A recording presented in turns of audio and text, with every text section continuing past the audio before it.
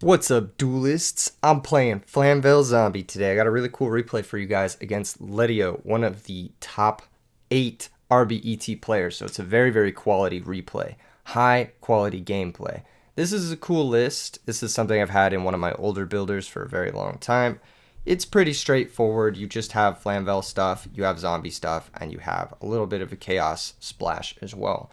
The main deck has just about everything you could possibly want out of a deck like this. I don't think there's really anything you can cut or move around except for maybe Spirit Reaper is kind of a card I'm on the fence about. But I like Spirit Reaper because sometimes people will see FIREDOG and they'll be afraid to play their cards, and then you can just Spirit Reaper poke them.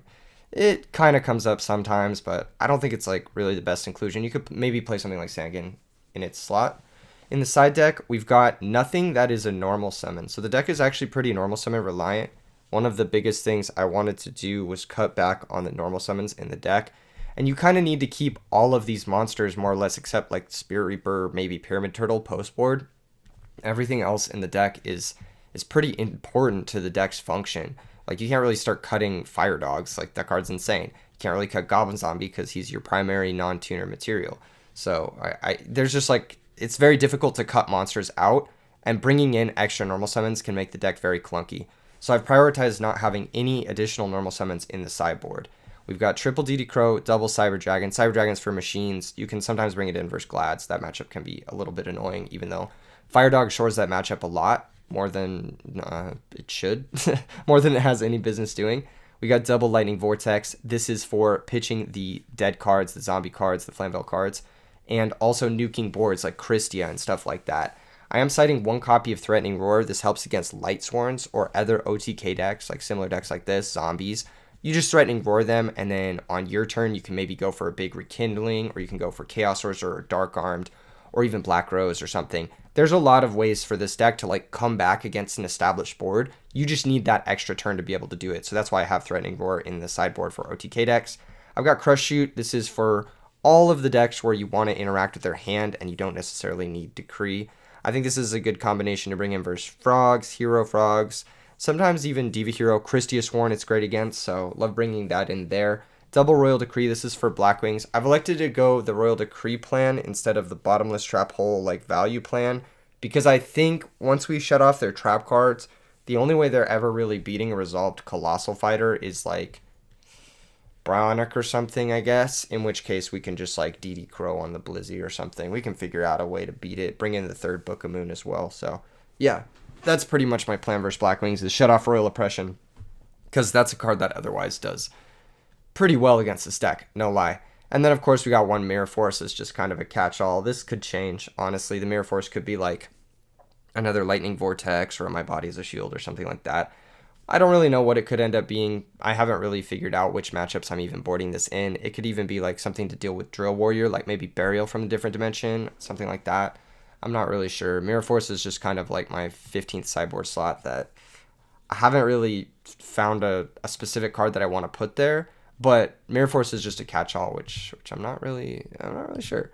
Anyway, game versus Yugioh, we lose the rock paper scissors, which is always tough, especially when you're going up against a powerful duelist. And our hand it's okay. It's like a solid hand because Goblin Zombie can get our engine going, maybe set up for our Dark Armed. But other than the Goblin Zombie, like for example, if something were to happen to this Goblin Zombie, like it gets deprisoned, our hand's really bad. So yeah, he sets a couple back row, and then he dust shoots us. So we do lose our Goblin Zombie, and our hand kind of falls apart. Rekindling's dead, Book of Life is dead, Flamvell Magician is just a mediocre monster. And this is kind of the issue with these types of decks, is you have a heavy, heavy payload. You have Rekindling, Book of Life, you have Dark Arm, Chaos Sorcerer, that's like 7 payoff spells. Call of the Haunted and Return from the Different Dimension, to a degree, are also payoff spells, so you have like 9 payoff spells. And if you don't get your setup going, it's really, really easy to brick on these payoffs.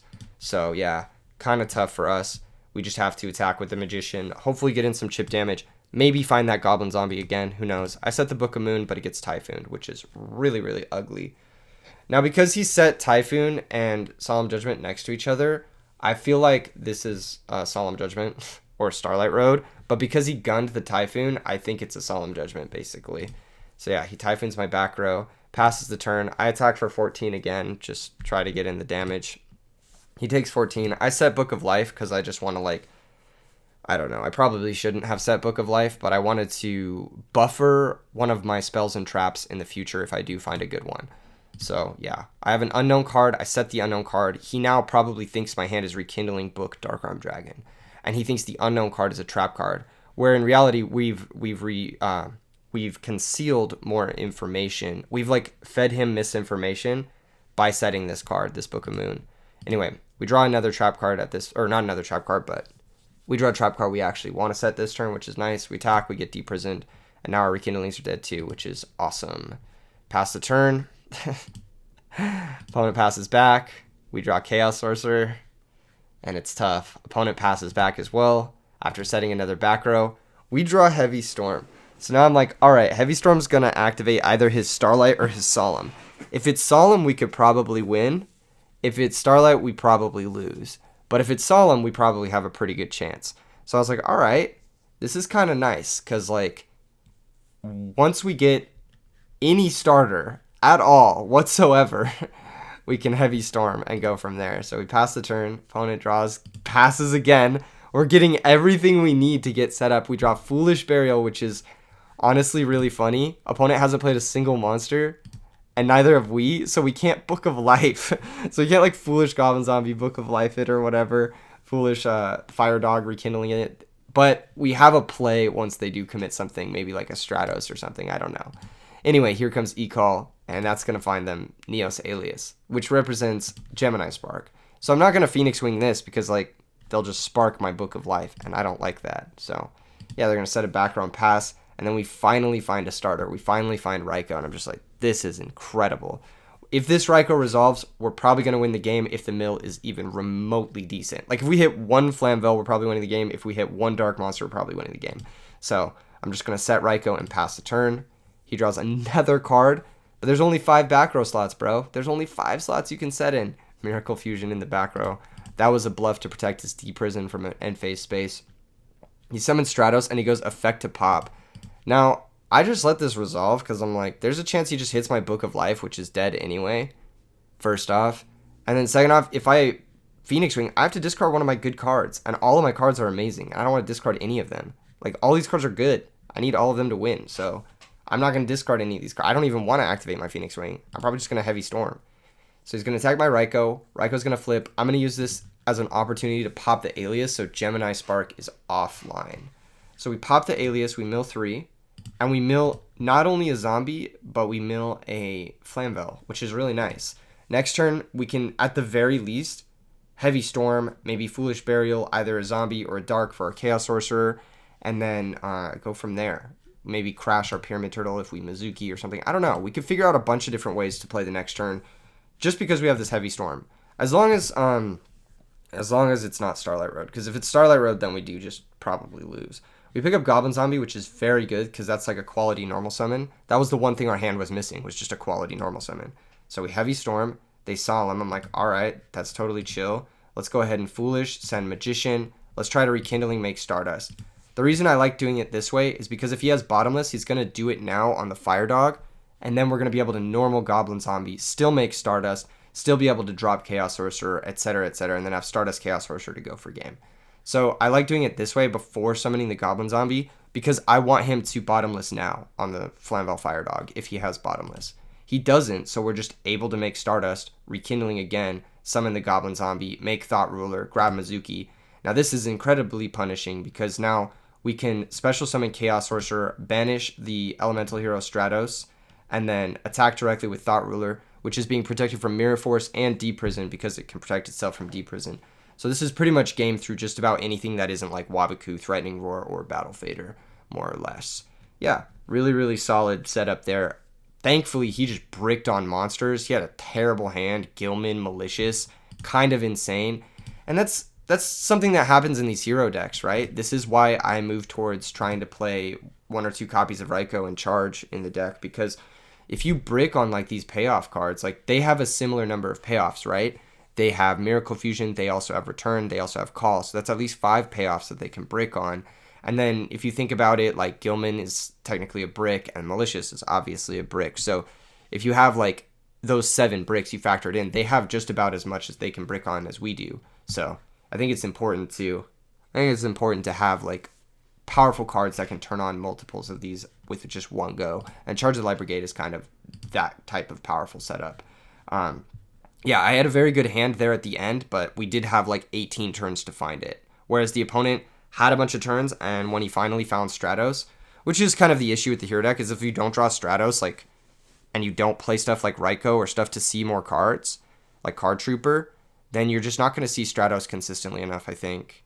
Even with E-calls, even with that, like, the percentage of games, like the 20% of games you don't see Stratos, it's just going to be really, really hard. I mean, obviously, his deck is more consistent than, like, your average whatever at seeing Stratos because he does play the E-calls. But if you don't see Stratos, it's just very difficult for that deck to really function. Anyway, I sided in the DD Crows because I'm like, okay, Hero Blast. I didn't really know exactly what he's playing. I didn't see the Diva. I didn't see the Malicious. I just saw Miracle Fusion. I just saw Stratos. I saw a bunch of back rows. So I was like, if he's playing the Hero Blast, Hero Beat, DD Crow's pretty good because they usually have 2 waters in their entire deck. And then on top of that, it stops Hero Blast. And it's really important to stop Hero Blast. It's a very solid, like, 1-for-1 there. It can also stop Miracle Fusion pretty easily. So I think it's high value enough. Our opener is, like, okay. Like, it's solid. We have, like, Torrential to prevent, like, going second shenanigans. Or to prevent getting run over, more or less. We set Plague, set Torrential. Our hand's, like, decent, but we don't have the premium non-tuner, which is Goblin Zombie. Having Goblin Zombie is really important because it means you can synchro at neutral advantage. You're not going disadvantage to synchro.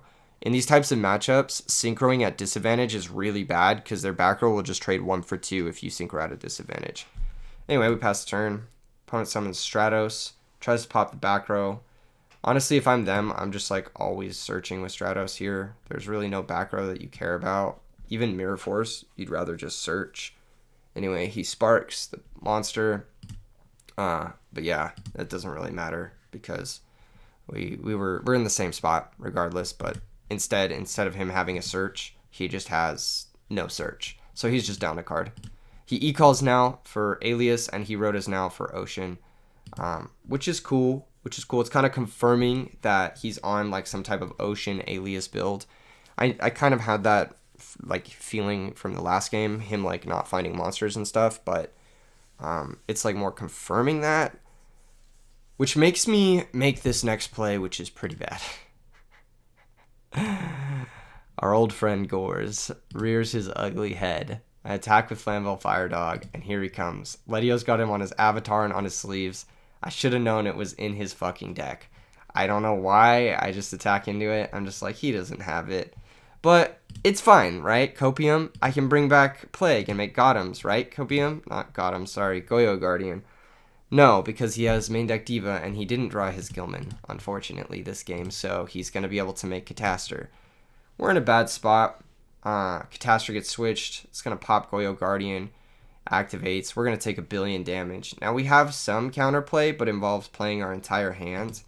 And I don't really like going Zombie Master, Bryonic, bounce, the Gores, and the Ally, and then trying to run over the token through the back row and just being at 0 cards. I don't like my chances, especially because I'm at 34, and I know next turn they can summon the Alias. As you can see, their back row is real. It's Bottomless Trap Hole, so we're losing here. And I also get a call at this moment.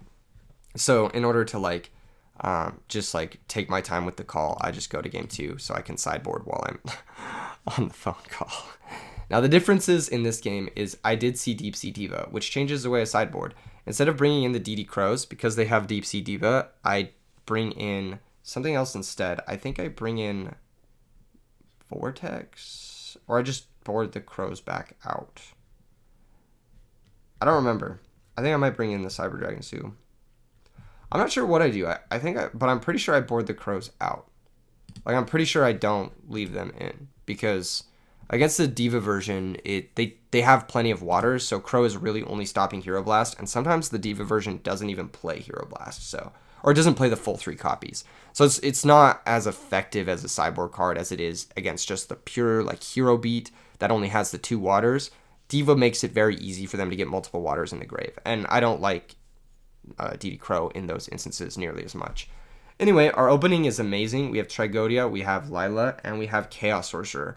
Not only that, but if we mill any cards off this Lila that are decent, we're going to have Rekindling and Book of Life.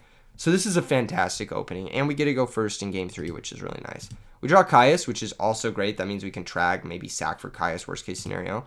I summon Lila, and end phase I God Mill, which is just FIREDOG, Magician, Goblins on. Literally the perfect 3 cards.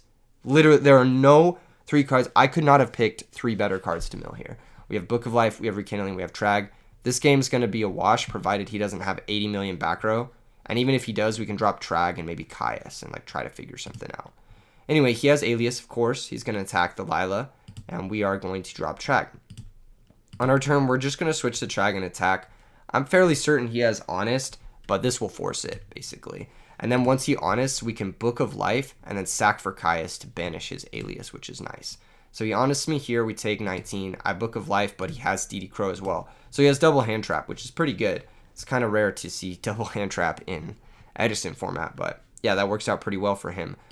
Though now we can just, obviously Chaos Sorcerer, banish the Alias, and basically force him to act against this Chaos Sorcerer. We have Rekindling for follow-up. We have Rekindling, basically we can bring back FIREDOG, Magician, normal Goblin, Synchro, get searches or whatever, make Dark End, or we could go Rekindling, sack for Caius, depending on the position, the circumstance. And they do have to out this Chaos Sorcerer. So the way I see it is like, okay, they have no trap cards. They have to find a way to out this Chaos Sorcerer immediately, or else they're going to lose to it. They have to find a way to prevent my next plays, all of which has to come off the top of their deck because they have no trap cards. So they have to top deck Oppression, and then they already have to have a way to kill Chaos Sorcerer, which would be like Brain Control maybe they're playing in the Diva version. So yeah, pass the turn. He goes Summon Diva. Diva also works as long as they don't have Gilman in hand. So Diva can make Android. They're going to make Android. They attack over Chaos Sorcerer. And this is okay because I can Rekindling and then just make a Stardust and attack over it. So that's what I do. And I tell him in the chat, you don't have triple hand trap. You don't have it. You don't have it. Now, yes, I could have made Colossal to play around Honest, but he just doesn't have it. And I don't believe he has it. And he doesn't. Sometimes you just have to make the play where you know they don't have it. You know they don't have it. Anyway, I set Typhoon. I set Goblin and pass. Next turn, we can sack the Goblin for Caius if it sticks around. We can Typhoon back row in the end phase. It's kind of nice. Here comes Cyber Dragon. Cyber Dragon is pretty bad against like zombie decks in general, unless you have a conversion like Caius.